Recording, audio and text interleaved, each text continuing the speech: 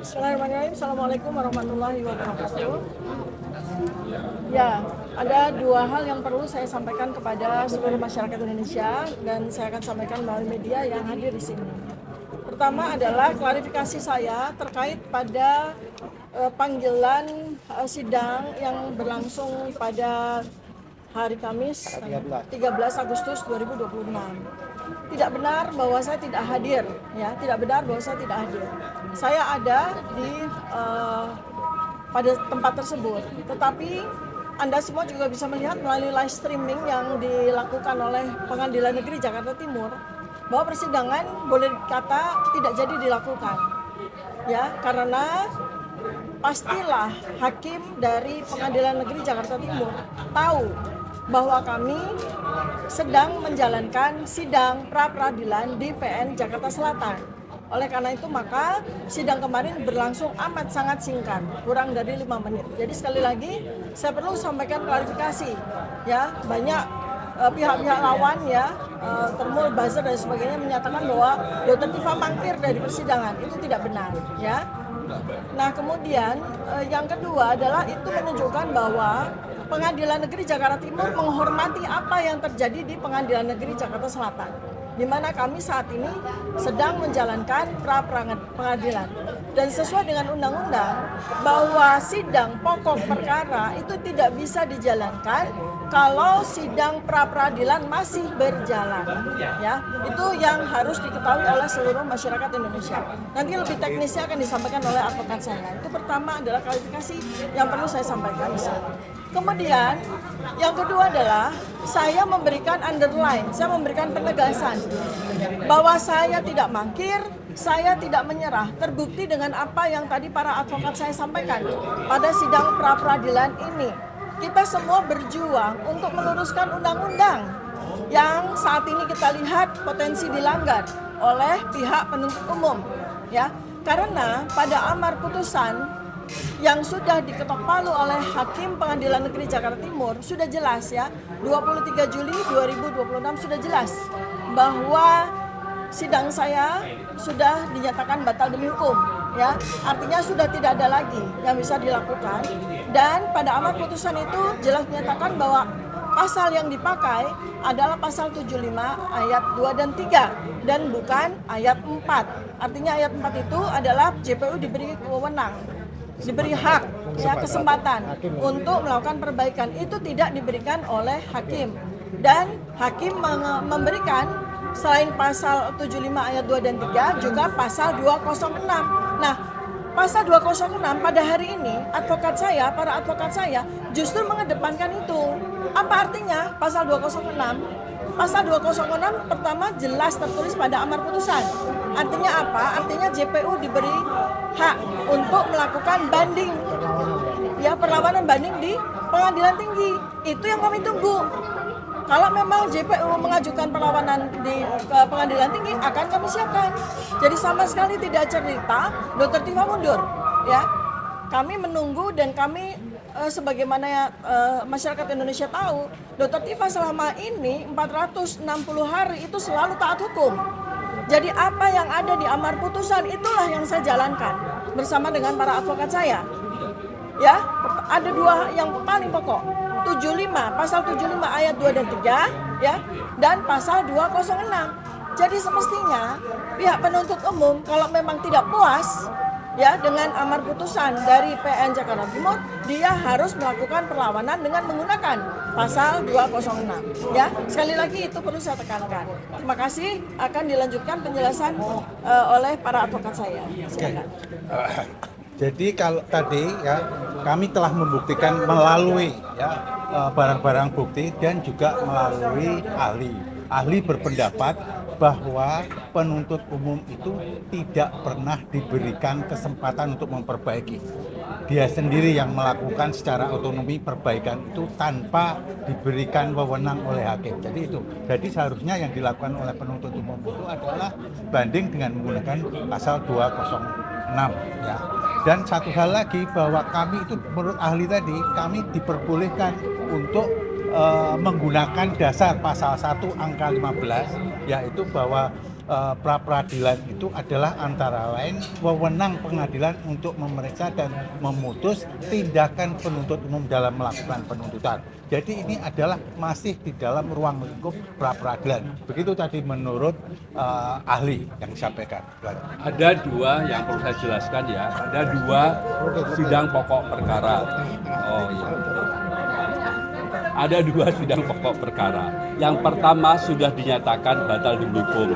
Kalau ini yang digunakan oleh saudara termohon atau dalam hal ini penuntut umum untuk menyatakan bahwa pra peradilan ini sudah terlambat karena sudah ada sidang pokok perkara, ahli tadi menyatakan tidak bisa menggunakan sidang pokok perkara yang pertama karena sudah dinyatakan batal demi hukum oleh hakim pada tingkat pertama.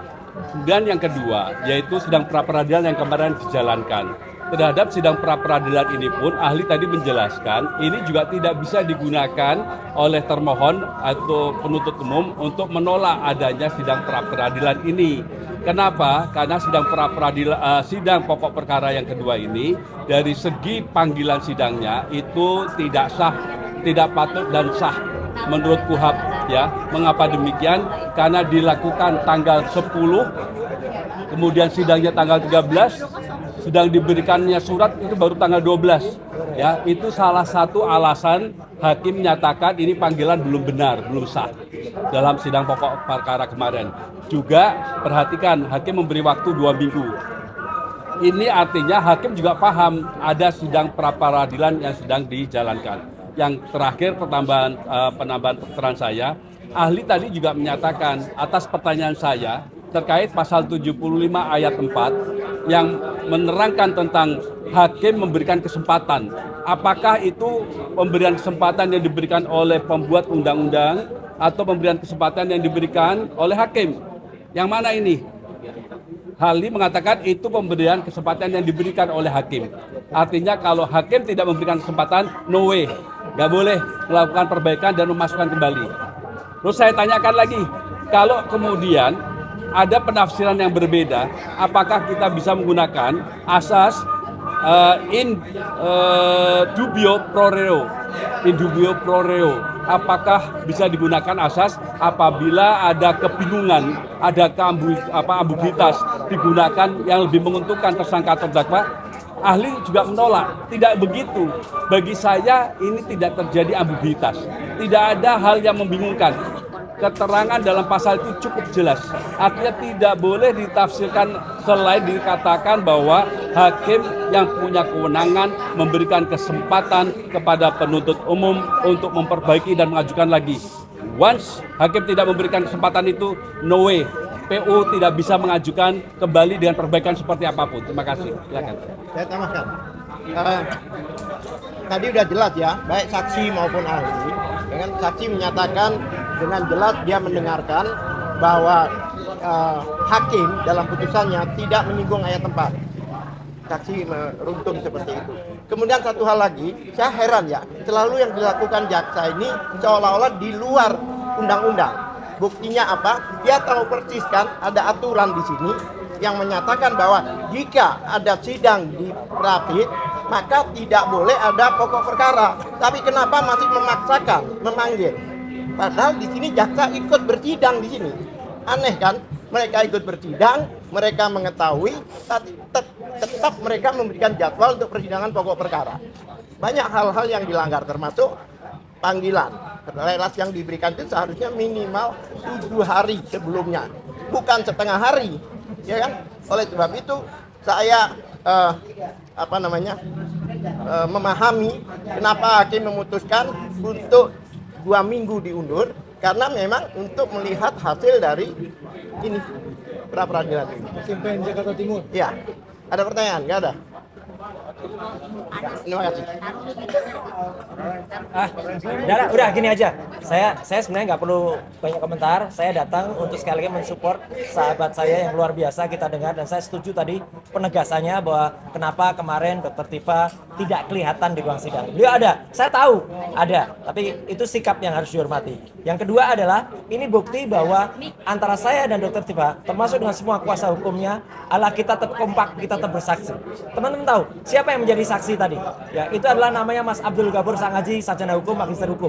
Itu adalah kuasa hukum saya yang ada di sini. Kemudian siapa ahlinya? Dr. Didit Wijayanto Wijaya. Itu yang juga saya gunakan sebagai ahli. Jadi kita sama-sama serempak, kompak, dan itu kita buktikan bahwa kita harus melawan apa yang namanya kezoliman, kita harus melawan yang namanya kriminalisasi. Saya kira dari saya cukup itu. Maju terus Dr. Tifa dengan teman-teman kuasa hukumnya ya. Jadi jangan takut, kalau ada apa-apa kita akan lawan. Wah, gitu ya. Terima kasih. Assalamualaikum warahmatullahi wabarakatuh. Wewenang hakim memberikan hak kepada penuntut umum untuk memperbaiki. Apabila hakim tidak menyatakan memberikan hak itu, berarti penuntut umum tidak diberikan hak untuk itu. Hak yang dimiliki oleh penuntut umum adalah di pasal 206. Jadi diulangi ya. Jadi Itu sebentar. Itu perbedaan dengan KUHP lama ya. Rezim KUHP lama tidak ada aturan itu. Nah ini kalau orang tidak jeli, dia tidak baca. Nah kejeblos di sana. Ya, harus jeli sekali. Tadi agak diulang ya. Ya. Jika hakim tidak pernah memberikan kesempatan itu kepada penuntut umum, Ya. apa pilihannya? Pilihannya adalah 206. Itu hak yang diberikan undang-undang. Apa itu? Hak untuk mengajukan perlawanan banding kepada Pengadilan tinggi. pengadilan tinggi. Demikian. Menurut ahli, yang dimaksud dengan memperbaiki surat dakwaan itu apa perbuatan yang harus dilakukan oleh penuntut? Memperbaiki sesuai dengan putusan. Ya. Jadi ketika putusan selah itu menyatakan ada kekeliruan, ketidakcermatan Ya. yang dilakukan oleh penuntut umum, maka itulah yang diperbaiki. Nah sekali lagi tapi perbaikan itu harus diberikan haknya dulu. Tidak bisa langsung diperbaiki. Rezim KUHP lama bisa. Ya demikian. Nah,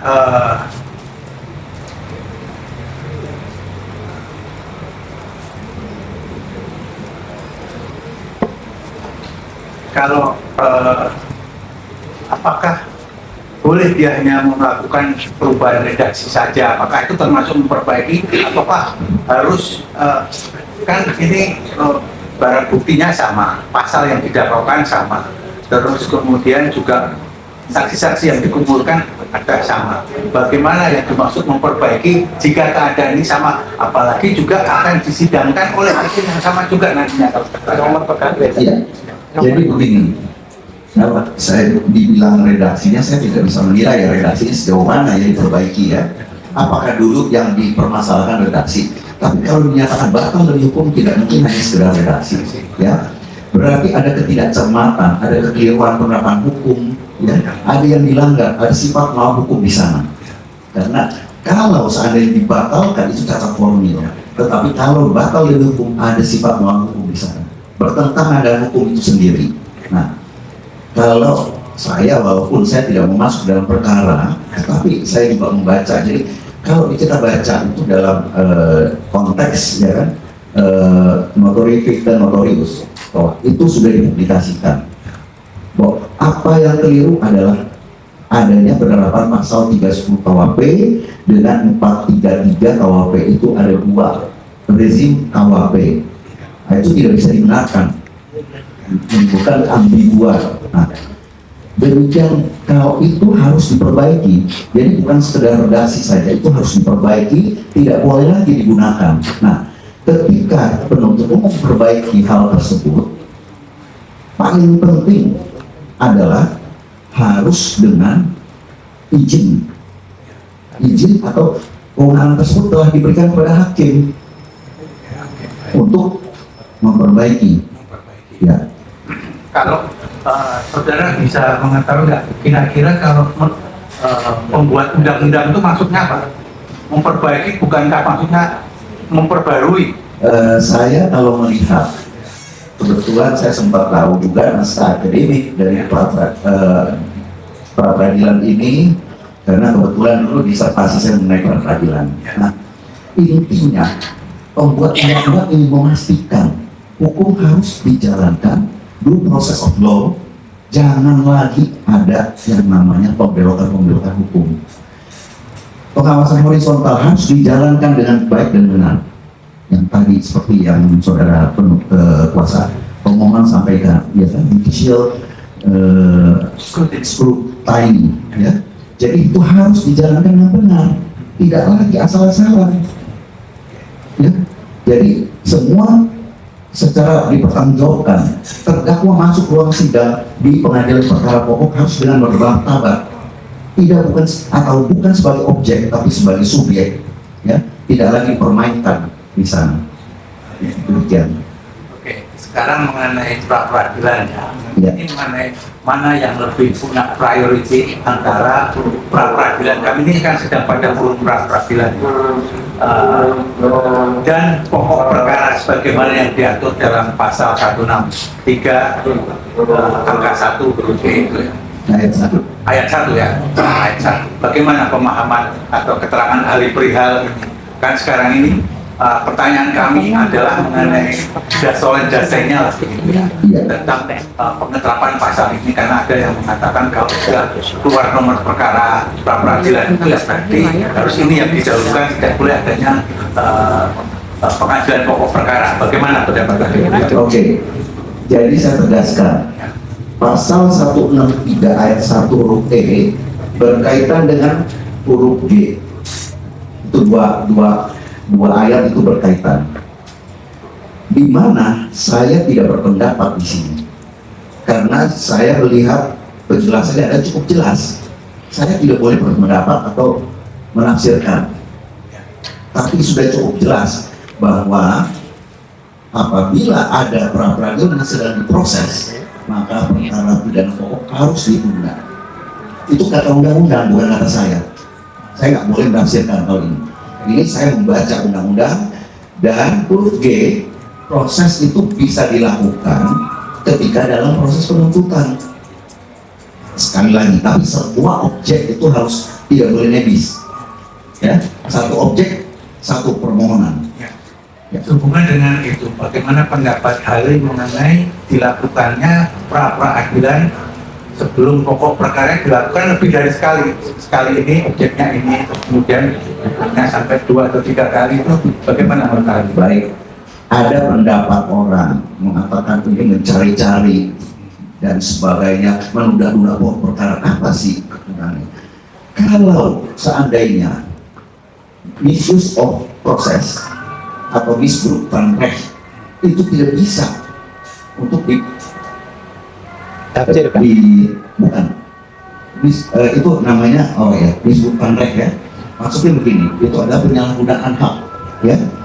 Jadi itu tidak, sebenarnya bukan tempatnya di pra peradilan untuk dipertimbangkan. Yang dipertimbangkan di sini adalah kekeliruan atau misuse of power, ya. Jadi dari termohon, jadi bukan pemohon. Nah, kalau misalnya katanya, wah ini kalau kok dicicil objeknya satu pra peradilan, kemudian satu lagi, saya harus jujur, saya sering juga menjadi ahli di pra peradilan, dan waktu yang diberikan sempit sekali, dan keadilan harus dibagi-bagi. Kita sepakat sama hakimnya, keadilan ini harus dibagi-bagi, sehingga kadang-kadang saya diberikan waktu sampai dengan jam berapa, tidak boleh lagi. Kemudian pertanyaan yang masih belum selesai di stop semua. Kalau kita mau masukkan ada 10 objek, tidak akan selesai.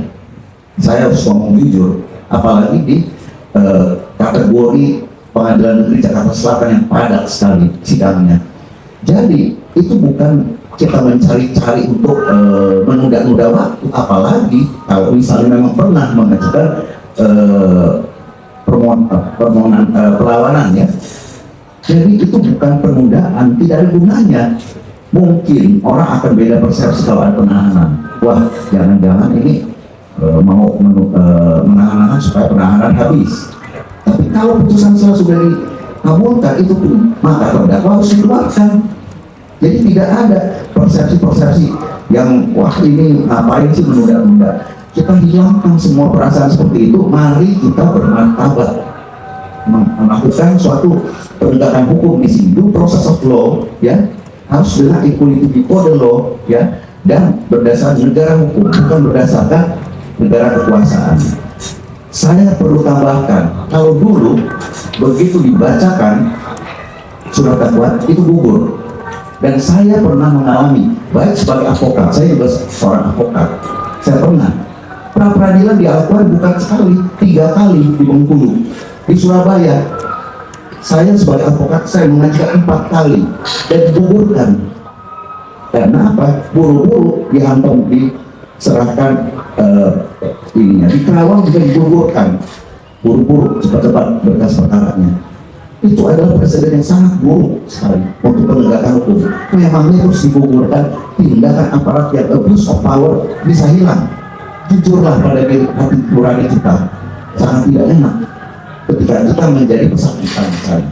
Ya, jadi sekali lagi saya berharap bahwa ini semua terbuka.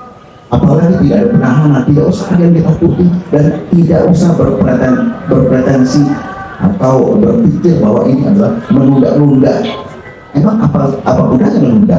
Kita pengen membedah satu persatu, perkara itu harus dibuka. Ya, apakah layak dan pantas seluruh pasal diajukan? Ya, demikian. Lanjutkan. Baik. Baik. Sebentar Pak ya, sebelum dilanjutkan, kalau hasil dan pertanyaan nanti dari pemohon maupun termohon, saya untuk sesi ini saya batasi sampai 11.30 Pak. Nanti setelah itu kita lanjut setelah sholat Jumat. Silakan. Ya, yang mulia. Saudara ahli, terima kasih. Kita bicara sekarang tentang definisi pra peradilan, saudara. Nanti kita bicara pasal 1 angka 15. Angka 1 pasal 15 kan begitu. Angka 15. Ya. Cukup terdengar ya Pak ya? Masuk ya. Baik. Saya bacakan saja biar kita semuanya mengikuti. Pra peradilan adalah kewenangan pengadilan negeri untuk memeriksa dan memutus keberatan yang diajukan tersangka atau keluarga tersangka, korban atau keluarga korban, pelapor atau advokat atau memberi bantuan hukum yang diberi kuasa untuk mewakili kepentingan hukum tersangka atau korban atas tindakan penyidik dalam melakukan penyidikan atau tindakan penuntut umum dalam melakukan penuntutan menurut cara yang diatur dalam undang-undang ini.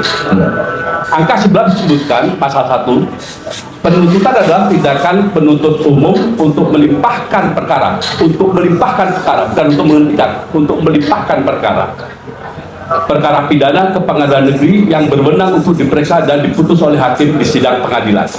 Oke, karena pertanyaan saya ke sini. Bukankah, apakah ahli sependapat dengan saya? Bukankah bab 11 Romawi, ya Romawi 11, Romawi 6, wewenang pengadilan untuk mengadili, bagian ke-1 tentang pra peradilan, mulai pasal 158 dan seterusnya, ya, itu harus tunduk pada definisi yang diatur dalam pasal 1 angka 15, terutama tentang tindakan penuntut umum dalam melakukan penuntutan. Bagaimana pendapat ahli? Jadi seperti tadi yang saya sampaikan, Ya, pasal 1 angka 15 itu adalah pokoknya.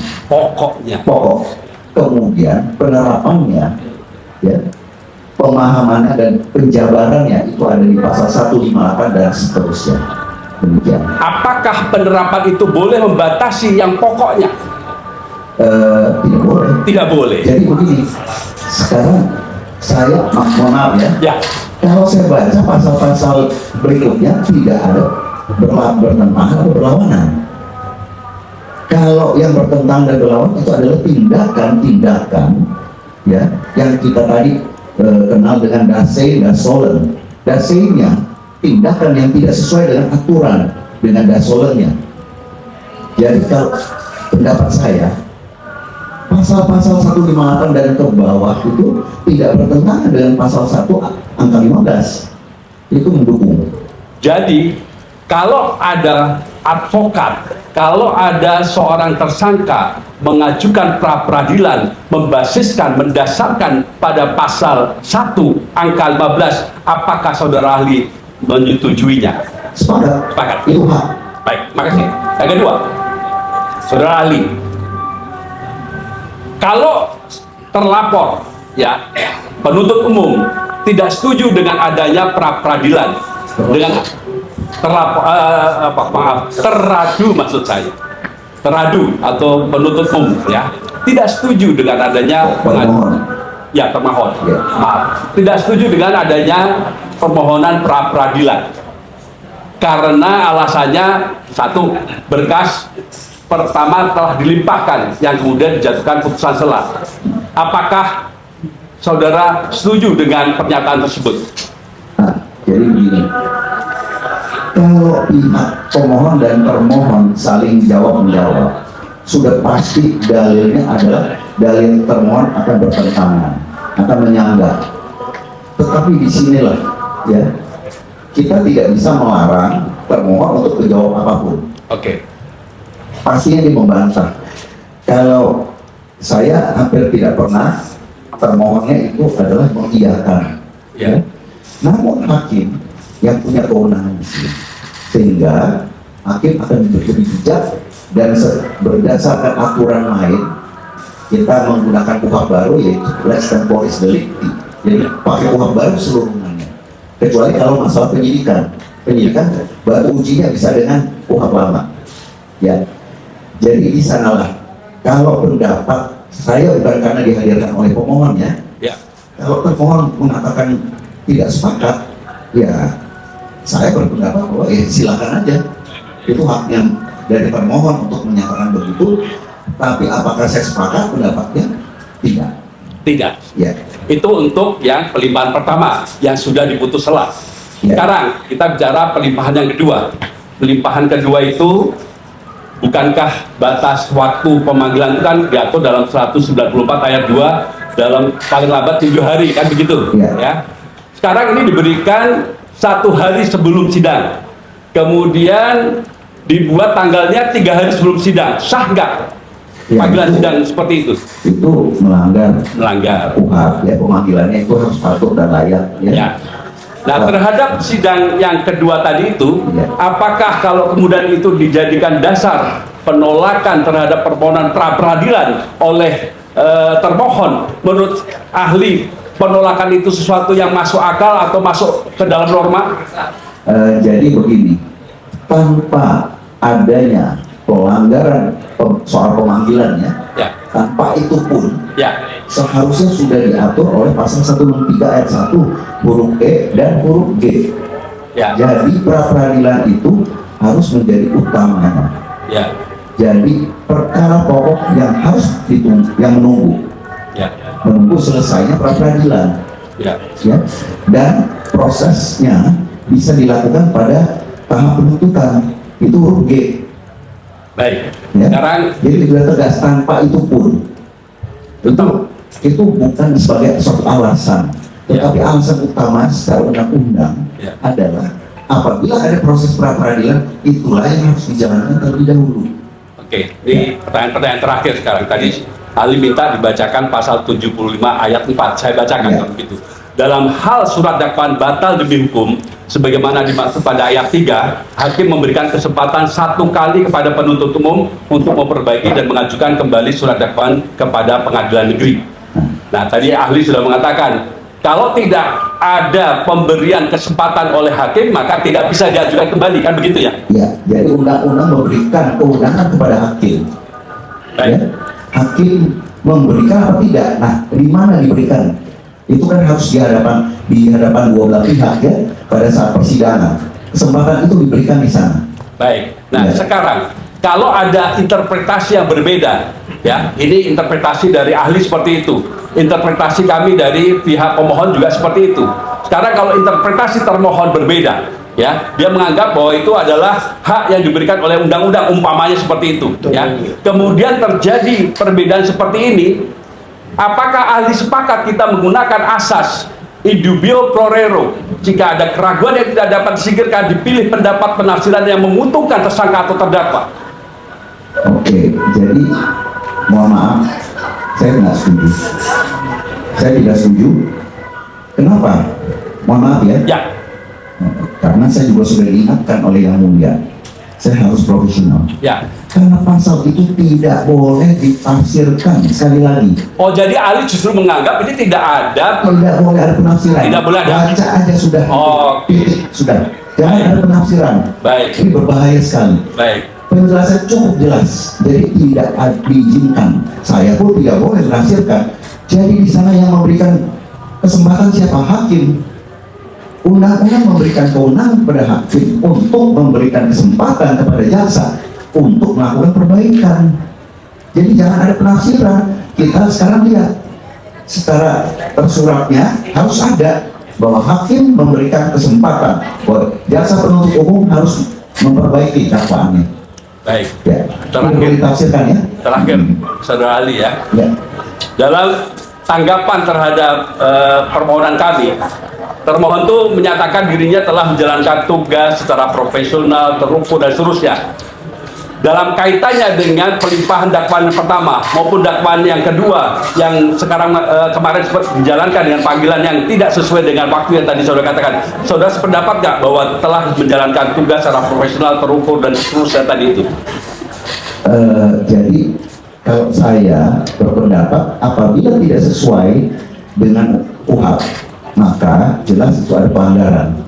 Nah, jadi kalau pelanggaran mengenai pemanggilan itu adalah alasan majelis hakim mengundurkan persidangannya. Tetapi ketika adanya pra-peradilan maka seharusnya, sepatutnya, seyogyanya sidang dihentikan sementara waktu menunggu pra-peradilan selesai. Oke.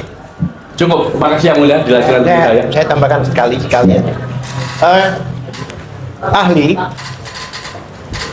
kira-kira apa pendapat ahli hakim menuliskan ya, maksudnya di sebelum putusan itu pertimbangan memperhatikan yang tidak menyinggung ayat 4, bahkan Ayat 4 yang mana? 75. pasal 75 yang disinggung itu Ya. 2B dan 3, kemudian ayat 4 tidak, tapi langsung loncat ke pasal banding. 206. Kira-kira apa keinginan hakim atau tujuan hakim? Jadi di sana penegasan hakim adalah kepada 206. Tapi 206 ini tidak bisa dipaksakan, itu hak. Iya. Ya. Jadi hakim mempersilahkan jaksa penuntut umum untuk mengajukan perlawanan. Kok nggak ada batas waktu lagi? Ya. Iya. Satu hal lagi, di 206 ini di dalam undang-undang ya, ini kita bicara undang-undang ya. Ya. Kenapa ada batas waktu khusus untuk terdakwa untuk mengajukan banding, tetapi tidak dituliskan batas waktu untuk jaksa? Jadi memang yang kita pahami selama ini bahwa kalau upaya perlawanan banding dalam tanda kutip banding itu memang 7 hari. Kalau tidak digunakan menjadi gugur. Namun apabila tidak dituliskan, memang itu juga saya tidak bisa bicara kenapa, karena itu adalah mungkin kelupaan, kekeliruan dari pembuat undang-undang di sana. Namun kalau tidak dituliskan untuk penuntut umum dibatasi, pembatasan kepada terdakwa itu adalah suatu pelanggaran karena tidak diberikan hak yang sama. Ya, jadi penuntut umum juga haknya harus dibatasi, tidak boleh. Nah itu pendapat penafsiran. Ya, jadi itu melanggar azas equality before the law, bahwa si terdakwa seharusnya yang diutamakan hak asasinya, tetapi telah dilanggar dengan tidak memberikan kesempatan atau membatasi hak kepada penuntut umum sebagaimana terdakwa dibatasi. Ya. Demikian. Tadi saya kembali ke pasal 75 tadi, dengan tidak menuliskan ayat 4, apakah itu berarti hakim tidak menggunakan kewenangannya untuk menggunakan pasal itu? Ya, jadi kalau tidak dituliskan, artinya hakim memang tidak memberikan haknya si jaksa untuk melakukan perbaikan. Jadi saya tidak berani menafsirkan, tapi itu kata undang-undang dan itu harus dituliskan. Ya, demikian. Terima kasih. Sudah cukup. Dari termohon silakan, jangan pengulangan pertanyaan.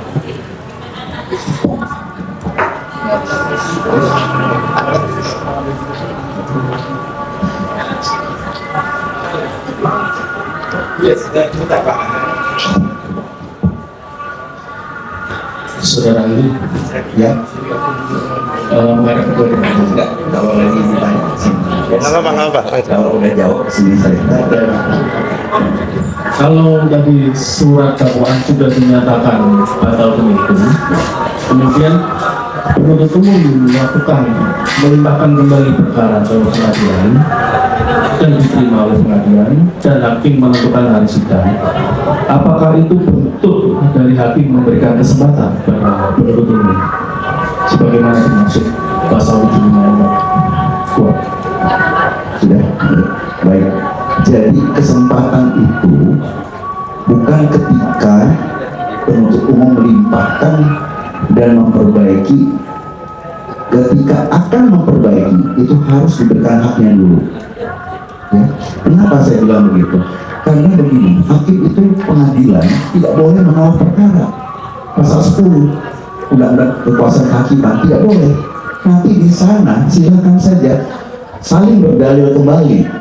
Jadi dari tim penasihat hukum advokatnya terdakwa akan menyatakan, penuntut umum bagaimana? Apakah saudara diberikan hak untuk memperbaiki? Ternyata tidak ada, dicek dalam putusan selah.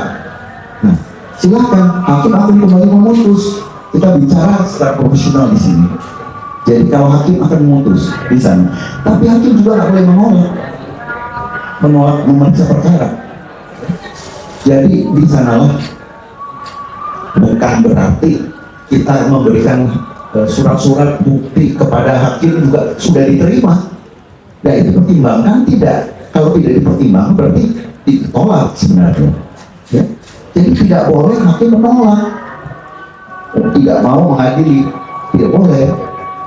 Ya. Jadi harus diterima dulu berkas perkara, registrasi, kemudian baru nanti apakah pertimbangannya bagaimana, putusannya bagaimana, demikian.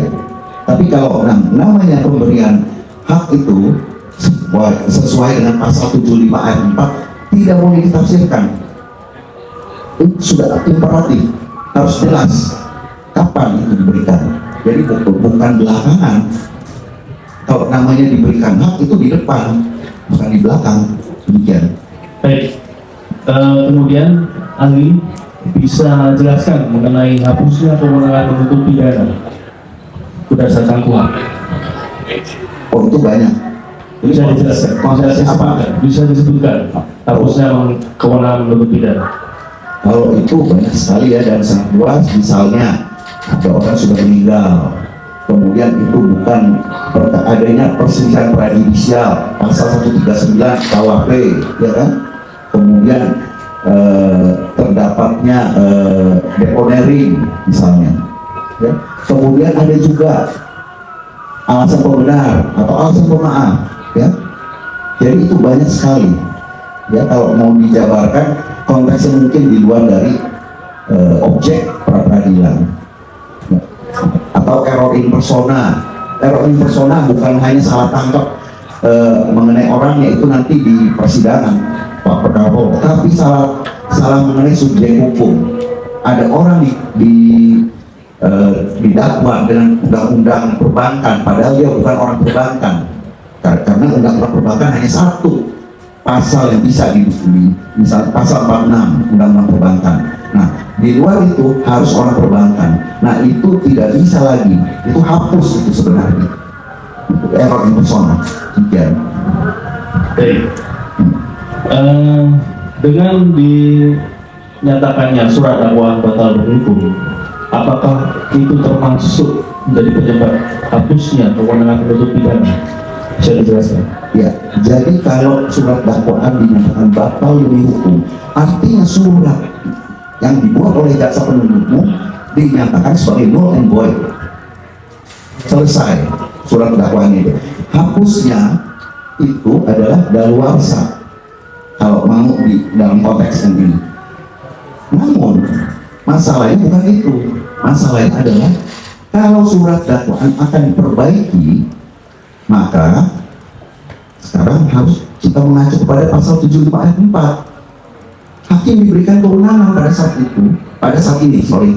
saat ini untuk memberikan hak tersebut kepada penuntut umum. Nah, Jadi kalau selama ini tidak ada apa-apa, daluarsa penuntutannya adalah ya mohon maaf, kalau misalnya ada yang meninggal, ya kan? Nah, jadi terdakwa meninggal itu kan hapus dia tuntutan pidana dan dihukum, atau daluarsa mengenai undang-undangnya menuntut ancamannya berapa itu maksimalnya, kan itu ada semua ya. Jadi tapi masalahnya ini adalah penyusunan surat dakwaannya. Ini bukan hapus ya kewenangan penuntutan. Kewenangan penuntutan tetap ada. Demikian. Jadi dipertegas artinya dengan dinyatakan surat dakwaan batal demi hukum bukan termasuk penyebab hapusnya kewenangan penuntutan. Bukan.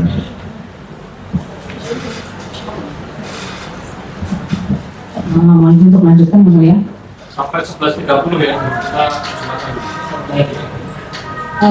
Terkait dengan pasal 158 ya, akhirnya ya, itu mengatur tentang objek dari pra-peradilan, kewenangan dari pengadilan negeri untuk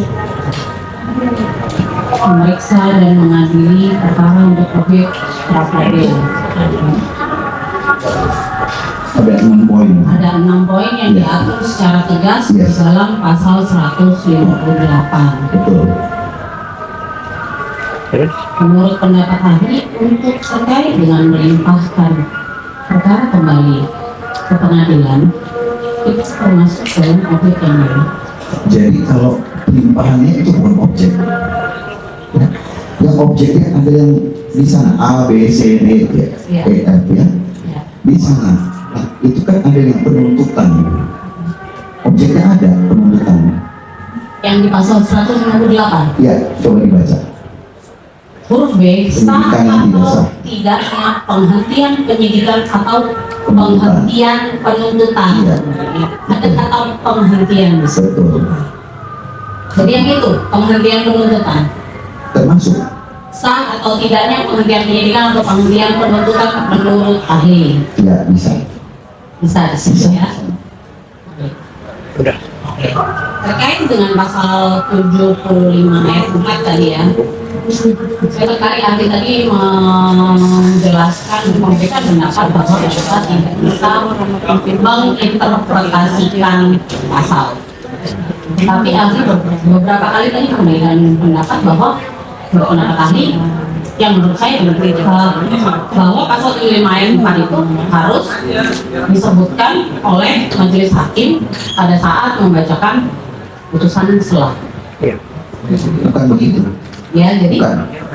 Jadi saya bilang adalah terserah mau di putusan selah atau dalam bentuk apapun, tapi hakim harus memberikan kesempatan. dalam bentuk apapun itu Apapun, saya nggak berani interpretasi. Nah, saya tidak mau menafsirkan karena penjelasan ada cukup jelas.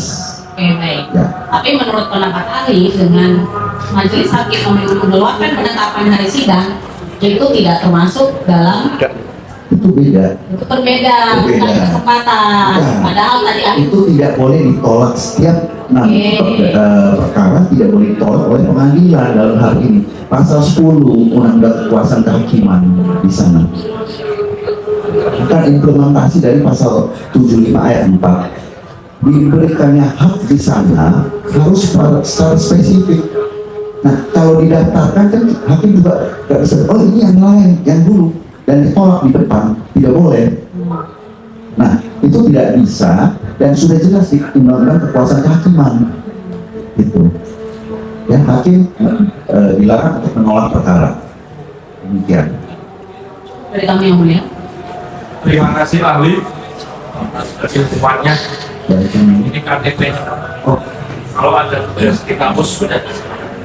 baik, terima kasih yang mulia. Saya sudah. Sudah. Saya. Kalau ada tugas mengajar kembali. Makasih aja. Thank you, bro.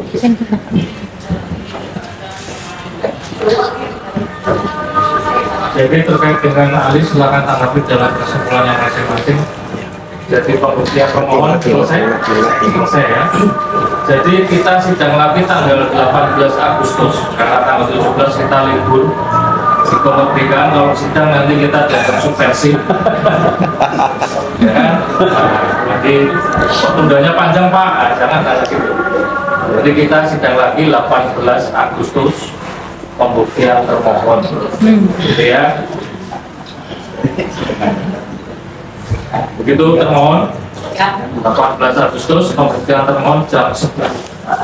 Itu ada yang mau disampaikan sebelum ditutup termohon ada. Itu sudah ditutup. Terima kasih.